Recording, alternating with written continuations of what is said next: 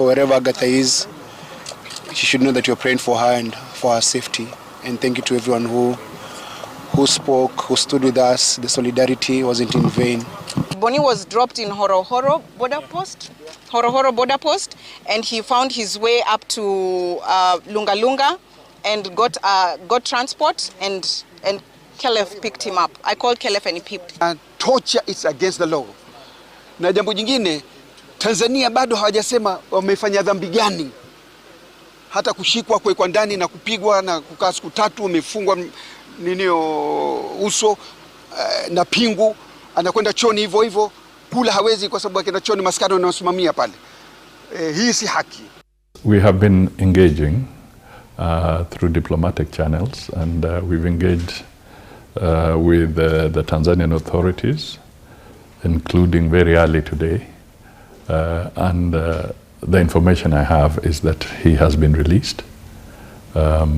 So we believe that in good time there'll be communication, including from himself, after he has found an opportunity to talk. So I'm confident and I've been assured that he has been released. I'm not talking anymore about his release being imminent. I'm talking of it having been. Right, moving on, the Catholic Church and the family of the late Father John Maina Ndegwa are calling for thorough investigation into the tragic and mysterious circumstances surrounding his death. Now, Father Maina, who served as the parish priest at St. Louis Igwamiti Parish in Nyahururu, passed away on May 15th of 2025 after being rushed to St. Joseph's Hospital for emergency treatment. According to reports, the priest was found in distress along the Nakuru-Nairobi highway near Kikopey in Gilgil. A Good Samaritan spotted him and rushed him to the hospital, but despite efforts to save him, he later succumbed to his condition. The exact cause of the nature of the events leading to his collapse remains unclear. Today, or rather yesterday, hundreds of mourners gathered at Tubor Hills Spiritual Center in Nyahururu to pay their final respects to the beloved priest. The emotional funeral service was presided over by Bishop Joseph Ndembu Mpatia of the Nyahururu Diocese. Clergy, parishioners, and local leaders were in attendance, many visibly shaken by the sudden loss. Wiki iliyopita siku ya Alhamisi, alivyo kutoka wakati alituacha ni wiki mzima.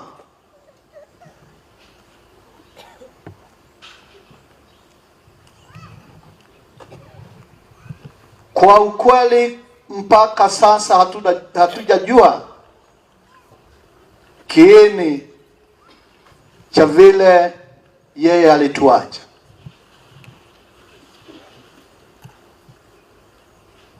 Kini kwa sababu serikali inachunguza hayo mambo, hivi karibuni tutaambiwa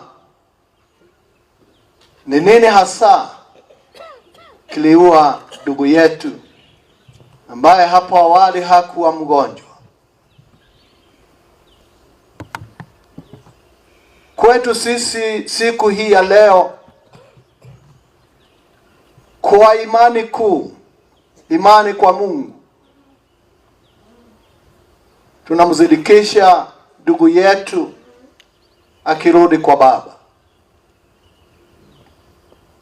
Kwa hivyo ibada yetu tunatoa kwa imani.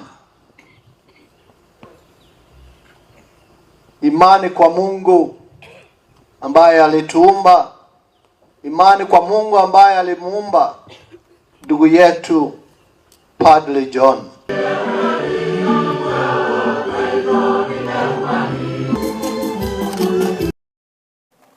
Right, moving on, Deputy President Kithure Kindiki has affirmed the government's firm stance against any recurrence of election-related violence in the country, vowing that the chaos experienced during the 2007 post-election period will never be allowed to happen again. Speaking during an empowerment forum for small-scale traders in Etago, South Bugirango, Kisii County, the Deputy President stressed the importance of national unity and stability, stating that the government is committed to protecting peace at all costs. Kindiki urged Kenyans to embrace political tolerance and emphasize emphasized that political differences should not breed hostility among citizens. He reiterated that every Kenyan has the right to express their views freely as enshrined in the Constitution. The Deputy President also called on citizens to refrain from engaging in early political campaigns and instead focus on supporting the government's ongoing development initiatives aimed at improving the livelihoods of all Kenyans.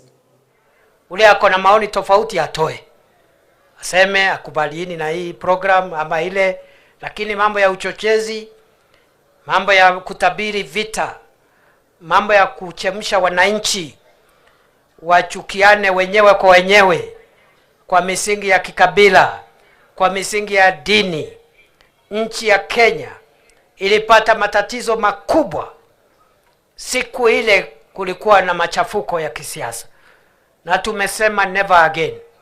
Hatutakubali nchi yetu tena ndugu ainue silaha kupiga ndugu mwingine Mkenya mwenzake ati kwa sababu ya kabila yake, ati kwa sababu ya dini. We will protect the security, stability and the unity of Kenya at all costs. Hii mambo ya tofauti ya siasa hiyo ni sawa sawa. We have no problem. Hata wale wanaunda vyama ni sawa. We have no problem. But please, I beg you, fellow Kenyans, brothers and sisters, the unity of our country, the security of our people, wherever they are, is our first and most important duty as a generation. So mimi nataka niseme hivi. Nataka niseme kwa heshima. Tunaomba kwa heshima. Itakuwa hatari kwetu, kwa nchi yetu, tukijiweka katika campaign za mapema. Tungojea tu kidogo, siku ya campaign itafika. Kwa sasa tulize boli, tushughulikie, tushindane mashindano ya kutafutia Wakisii barabara na stima na masoko na kazi ya mitandao ya vijana. Wakati wa campaign there is no problem, itafika. Mimi nitafika hapa, sitakuwa na hii blazer, hii koti. Nitakuwa na t-shirt na kofia kwa sababu ni wakati ya campaign. Si namna hiyo?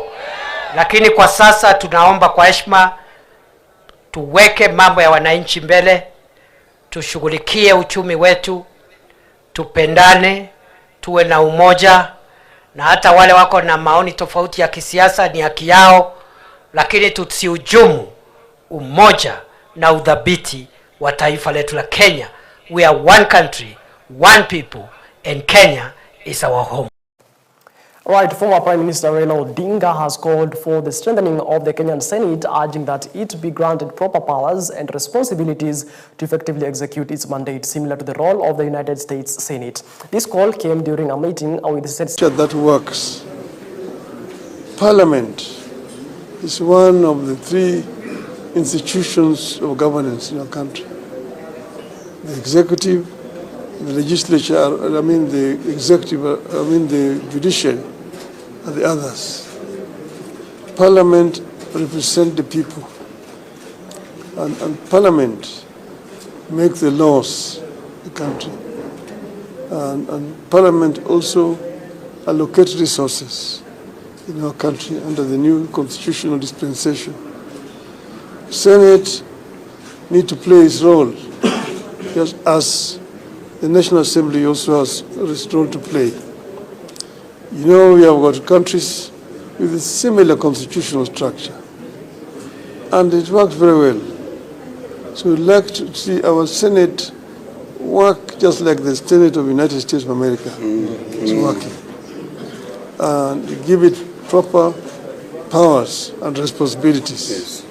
The same thing. So the National Assembly has also its sphere, and we say the National Assembly should do its work, and together both National Assembly and the Senate form the Parliament, and Parliament's role is to represent, to legislate, and to oversight. The three functions are very important. The executive uses the laws that are passed by Parliament to govern the country, and judiciary interprets it. This is how we want it to be. I have shared with the senators here our historical journey from my perspective, where we've come from as a country. All right, it is exactly 30 minutes past the top of the hour. Taking a short breather, we'll be back with much more, including Matters newspaper review.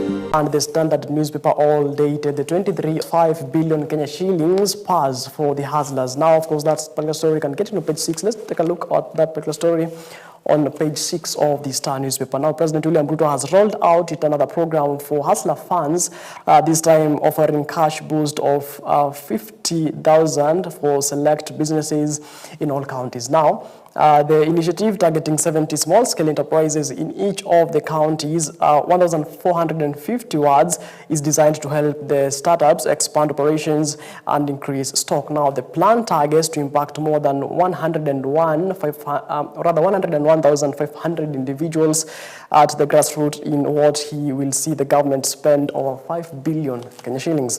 Now, dubbed National Youth Opportunity Towards Advancement, the initiative mirrors Ruto's 2022 campaign tactic that he used to rally poor households to back his presidential bid. At the time, Ruto gave out millions of shillings in cash and equipment to Mama Mbogas and Boda Boda riders as symbols of his bottom-up economic model, which he vowed would change their fortunes if elected president. I don't know what's your take about the increase in the Hustler Fund. I don't know if you have ever taken a Hustler Fund, and if you have you paid? Right, moving on. Other stories making headlines on the Star newspaper. Boniface Mwangi tortured, can barely walk, says Hussein Khalid. Now, activists and lawyers have claimed activist Boniface Mwangi can barely walk after the ordeal he allegedly endured at the hands of the Tanzanian authorities. Mwangi was arrested in Dar es Salaam while attempting to attend the court hearing of Tanzania opposition leader Tundu Lissu, who is facing treason charges. He was detained alongside Ugandan lawyer Agatha Tuhaire. Haki Africa Executive Director Hussein Khalid shared videos and photos on X, formerly Twitter, on Thursday, showing Mwangi looking frail and in apparent distress. Of course, we've seen that particular story in our bulletin, and Mwangi said that the woman he was tortured with, is yet to be found, and he hoped that she will be found safely. Now, let's take a look on that story on page 2. Now, Boniface, the activist says he was abandoned in Ukunda, Kwale County, about 92 kilometers north of the Tanzanian border at Lungalunga after being deported by the road from Dar es Salaam. Now, on Thursday, the Kenyan government formally protested Mwangi's detention, accusing Tanzania authorities of denying consular access to the detained activist. Kenya's Ministry of Foreign Affairs and Diaspora Affairs wrote to the Tanzanian government requesting an immediate consular access to Tanzanian government, requesting immediate who had been seen publicly since his arrest and subsequent disappearance from the Dar es Salaam police station. Now, the letter formerly known as the Note Verbale was made public by Foreign Affairs PS Koril Singo A on Thursday. Moving on, Obado, ex-aide, admits meeting Sharon's hours before her death. Now, former Migori governor called Obado's ex-aide, Michael Oyamo, has admitted to meeting Sharon Otieno at a hotel in Rongo moments before she was abducted and murdered. However, he denied that he lured the Rongo University student to her death. The former personal assistant told trial judge Cecilia Gidwa that he had a busy day on September 3rd of 2018 as he was preparing to go to Rwanda. Obado, the then governor, was among the county delegation traveling to Rwanda. Of course, that particular story, you can get it on page 9 of the Star newspaper. Moving on, referendum talks as senators secure Raila's support for the radical law change. Of course, there is a picture there of ODM party leader Raila Odinga during a press briefing in Nairobi on Thursday. Of course, that particular story you can get it on page 4 and 5 of the Star newspaper. Of course, Raila Odinga was backing the Senate, urging the government to give the Senate more power as the United States. Now, the Senate has secured the support of ODM party leader Raila Odinga to spearhead radical changes to the Constitution in what may precipitate a referendum. Now, the move is intended to, among others, elevate the Senate to upper house with expanded veto powers over legislation. Now, the national budget and the decision made by the National Assembly under the Senate proposal, its legislative mandate will be significantly expanded to include the vetting of the state officers, including cabinet secretaries, and deeper in involvement of the national budgeting process, given that the proposal touch the fundamental aspects of the constitution. The referendum will be required to enact the changes. Raila speaking, of course, during the press briefing after a 2-hour close to attend, of course, underscored the urgency of strengthening the Senate, drawing comparisons to the United States as a model for the reform. Right? Could IEBC picks shape outcome of 2027 elections? That's its question title on the Star newspaper Matters Politics. Of course, that you can get it on page 4 of the Star newspaper. How Wanga shattered glass ceiling turned the tide in Bay. Of course, that's a story. You can get it on page 10 and 11 of the Star newspaper, dated today, the 23rd of May 2025. Now let's move on to the Daily Nation. Top story on the Daily Nation, Mr. Moneybags. That's the top story on the Daily Nation. And there is a picture there of Oscar Sudi, who is the Member of Parliament of Kapseret. There is also a picture there of DCP party leader and the former Deputy President Rigathi Gachagua. Also, the President's personal aide, Farouk Kibet, is among the Kenya Kwanza leaders giving generously in numerous fundraisers. Now, 10 million Kenya shillings the Deputy President has splashed in excess of 100 million in the past 2 months. Now, those are some of the money that Deputy President Professor Kithure Kindiki has spent, 100 million over the past 2 months. 3 million Kenya shillings. On February 1st, Professor Kithure Kindiki donated 3 million Kenya shillings to Embu Boda Boda Circles. 5 million Kenya shillings. On May 16th, the DP gave 5 million on his air, and Troij contributed 16 million Kenya shillings in Kigumo constituency. 15 million Kenya shillings in Naivasha. Professor Kithure Kindiki and Kenya Kwanza leaders donated over 15 million Kenya shillings for women and youth group. Now, Deputy President Kithure Kindiki whistle stop Harambe's splashing millions of shillings has started debate on the opulence of the politicians that triggered the youth protest last year. Amid questions about the source of a huge donation, his lavishness rekindles in days as a senator and a member of the Sky team that hoped in choppers. Of course, that can get it on page 4 and 5 of the Daily Nation. Moving on, other news making headlines on the Daily Nation. Dilemma of students in varsity course revision. Now, dozens of students who missed out on their preferred degree courses have until Tuesday to revise their choices in the Kenya Universities and Colleges Central Placement Services, that is the KUCCPS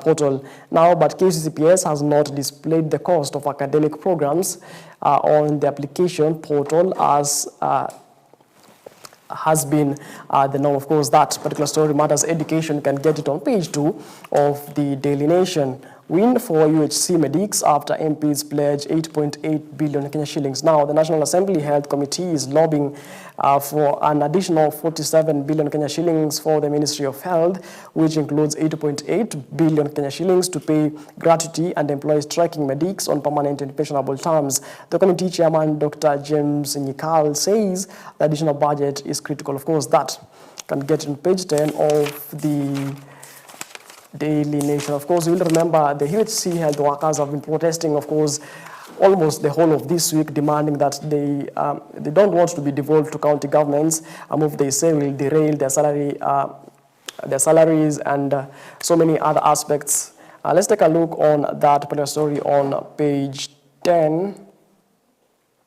Now, a committee on the National Assembly has proposed an additional 47 billion in the 2025-2026 budget to finance the operations at the Ministry of Health, including hiring the universal health coverage workers on permanent and pensionable terms. Now, 8,550 employees recently issued a strike notice if their demands are met. Now, the threat came as Health CS Eden Duale told them to engage lawmakers in the aggregation since they have the power to the pass. Now, same Member of Parliament, James Nikal, who chairs the National Assembly Health Committee, said the additional amount being sought for the Health Ministry includes 8.8 billion, with 5 billion meant to settle the UHC workers' gratuity upon expiry of their contract in May next year. Before their contracts came to the end, the UHC employees have been located 4 billion Kenya shillings in the 2025-2026 financial year for stipends. There is also the 3.8 billion shillings Dr. Nikal said is needed to confirm them on permanent and pensionable terms. Of course, we hope that their woes will be addressed. Moving on, Ruto says, I turned to Raila after Kalonzo rejected my offer to join government. Right, that particular story, can get it on page 7, Matters Politics. Of course, there is a story there of course, Boniface Mwangi, who was released yesterday from detention, of course, from the Tanzanian authorities. Moving on to the Standard newspaper, dated today, the 23rd of May 2025. KPA billions loot, that's the top story on the Standard newspaper dated today. Now, explosive documents and whistleblower accounts have exposed rampant procurement fraud at the Kenya Port Authority. Now, inflated contracts, secret tenders, and blatant breaches of procurement law paint a picture of systemic fraud. Now, despite a government freeze on capital projects, KPA pushed through over 100 billion Kenya shillings in suspect deals. Many of book on the road project ballooned to 8.3 billion, while a 2.7 billion crane tender was awarded behind closed doors. Let's take a look at that story on page 4 and 5 of the Standard newspaper. Now, the Standard newspaper says, at the heart of the scandal are deals brokered behind closed doors and tenders awarded in secrecy, plus a system rigged to serve only the extremely well-connected individuals. Shockingly, even the very institution meant to safeguard public funds, oversight state bodies, internal auditors, regulators, all appear to have deliberately looked the other way. Now, KPA stands tall in the region, operating at the port of Mombasa, which is regarded as the region's busiest port, handling millions of tons of cargo annually, and a critical gateway of landlocked counties such as Uganda, Rwanda, South Sudan, and the Democratic Republic of Congo. Now, the investigations unit has poured through tons of documents revealing shocking patterns of violations, inconsistencies, and questionable dealings at the state body. Despite a clear directive by the government to freeze all new capital expenditure for 2 consecutive fiscal years at KPA, the Standard can now reveal that the state body went ahead and committed over 100 billion Kenya shillings questionable contracts that included 46.34 billion Kenya shillings in the 2023-2024 financial period and a strategic 53.85 billion Kenya shillings for 2024-2025. Now, none of these projects appear in the approved annual budget of road procurement plan, and even more damning, several capital-intensive civil works have been disguised as simple operational maintenance projects and an apparent scheme to bypass competitive tendering and laid down operations procedures. Of course, that's a story. You can get it on page 4 and 5 of the Standard newspaper. Moving on to corridors of justice. Now, guilty payback time for D2 terrorists. Now, the guilty verdicts on the masterminds and masked the silent architects of terror who move money, forge identities, and wire chaos from the shadows. Of course, that's a story. You can get it on page 2 of the Standard newspaper now. Hussein Mohammed Abdil Ali and Mohammed Abdi Ali were yesterday found guilty of 21 offenses relating to financing and facilitating the January 15th of 2019 terror attack in Nairobi. Now, in 2023, Mirie Abdullahi had admitted to providing internet, which helped the attackers link with Jilib and Al-Shabaab headquarters. He, however, left Abdi and Abdile battling the Director of Public Prosecution, DPP, on whether they were guilty of enabling the raid. According to the prosecution, the attackers led by Ali Salim Gichunge exploited vulnerabilities in security and used fraudulent documentation to execute their plan. Now, Justice Diana Mochache's ruling detailed the specific roles played by the two men. Abdi was convicted by the court. Now, Justice Diana Mochache's ruling detailed that specific roles played by the two men. Abdi was convicted for wiring 558,200 to Gichuge, the lead attacker, enabling him to fund critical aspects of the operation, now including travel, accommodation, and procurement of materials. Of course, that is a story. You can get it on page 2. Matters corridors of justice. Of course, there is a story, of course, also of Boniface Mwangi being released. Mwangi's details 3 days of torture abuse in Tanzania. And his spokesperson say he can hardly walk because of the torture he endured in Tanzania Republic. And of course, goes without saying, matters sports. Manchester United were beaten thoroughly by Tottenham Hotspur in the Europa League final.